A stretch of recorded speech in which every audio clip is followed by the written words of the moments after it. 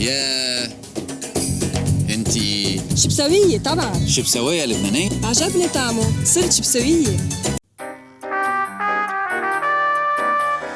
صورتوا فين الإعلان ده يا هشام؟ بذمتكم مش مصر مليانة حتت تجنن. شيبسي بقى طعمه أحلى بكتير. غير المحطة. ماما ميا. شيبسي الشركة اللي عرفت تبيع لك الهوا في اكياس. دايما الشركات دي بتقعد تفليكس قد ايه الحجم الجديد اللي نزلوه ده كبير قوي ويشبع بلد، وانه اكبر حجم الكيس شيبسي حتى الان. عايزين كيس اكبر، هاي اكبر. لازم تعرف وانت بتفتح كيس جامبو انه هيقعد معاك اطول وقت ممكن تتخيله. جبت لكم حجم جديد واكتر من ضعف الكمية كتير. شيبسي اكتر. الوقت يطول وشيبسي جامبو مكمل معاك. شيبسي اكتر، حجم جديد هيسد اكيد. وفي الاخر لما تيجي تفتحه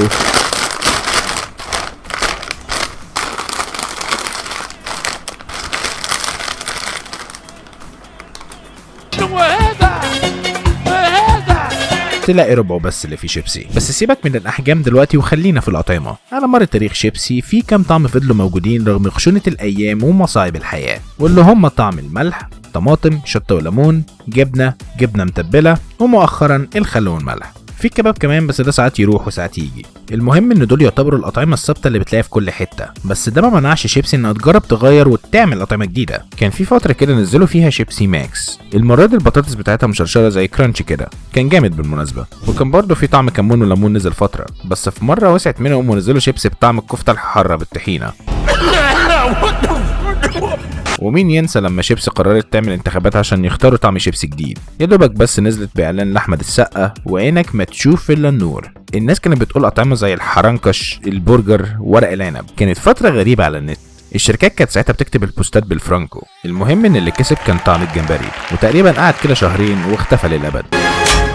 تقريبا اقتنعوا انها كانت فكره فاشله، وممكن ده يفسر انهم لما يجوا يعملوا اطعمه جديده بينزلوها السوق من غير صياح. تلاقي مره واحده ليز جورميه في الكشك، ومره واحده تلاقيه اختفى. مره طعمين جداد، واحد ليمون بالتتبيله الحاره وواحد صلصه حاره واللي ما عادوش كتير في السوق. مره تلاقي شيبسي حار نور، بعد كده برضه يختفي. بس اللي عمل ضجه بقى من غير ما الشركه تحاول اصلا هو الشيبسي الجديد بطعم كنتاكي، واللي انا اكتشفته عن طريق تويته عشوائيه بتقول قنبله في الاسواق. كنت فاكر في الاول ان ديزاين فوتوشوب واحد عامله فور فان كده، بس في الريبلايز لقيت حد ماسك الكيس فعليا.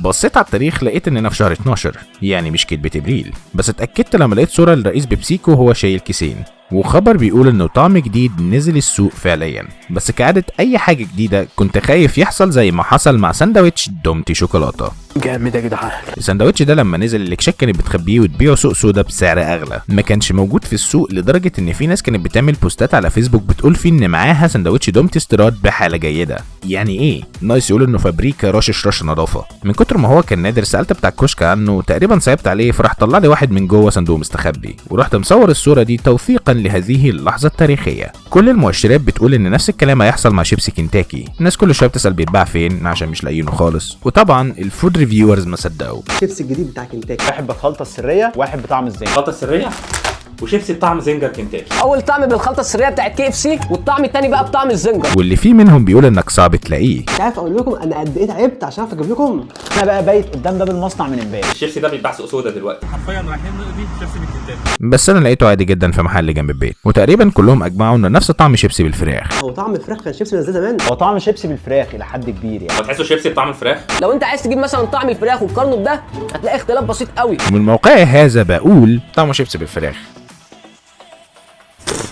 فواضح انهم عملوا علينا شغل ماركتينج. بس بالرغم من كده مش دي اغرب حاجه حصلت ليها علاقه ببراند كنتاكي. في حاجه اغرب. في سنه 2020 كنتاكي نزلت بفيديو عن جهاز جديد هتنزله تخش بيه سوق الجيل الجديد بتاع الكونسولز. شكله زي الجردل بتاعهم، وفي درج تحط فيه فراخ عشان لما الجهاز يسخن هيستغلوا الحراره عشان الفراخ تسخن هي كمان. ضحكت ساعتها في الاول، بس بصيت على التاريخ كان ساعتها شهر يوليو، يعني مش كدبه ابريل. والشركه اكدت بعدها ان ده مش هزار وان ده كونسول بجد هينزل السوق. وتعاونوا مع كولر ماستر وعملوا ويب سايت فيه مواصفات الجهاز، هيخليك تلعب الجيمز على 4K على 240 FPS وبروسيسور كور i9، كارت شاشه متصمم من شركه ايسس، وعندك هاردين SSD مساحتهم 2 تيرا بحالهم. ده غير بقى ان الكونسول بيسبورت الفي ار والري تريسنج وكل حاجات الجيل الجديد. جديد، بس بالرغم من كل ده كان المفروض ينزل من سنتين، ولحد وقتنا ده مفيش اي اخبار جديده نزلت عنه. ده خلى الناس تتاكد انها كانت حركه تسويق صايعه من كنتاكي عشان تستغل ترند بلاي ستيشن 5 واكس بوكس سيريس اكس اللي كانوا قربوا ينزلوا وقتها، لانه مش موجود حاليا. بس ده ما منعش برضه ان الناس تهزر، زي الفيديو ده اللي واحد قايل فيه انه جايب كيف كونسول اخيرا، بس لما تبص كويس هتلاقي انه جاب اير فراير ولازق عليها اللوجو.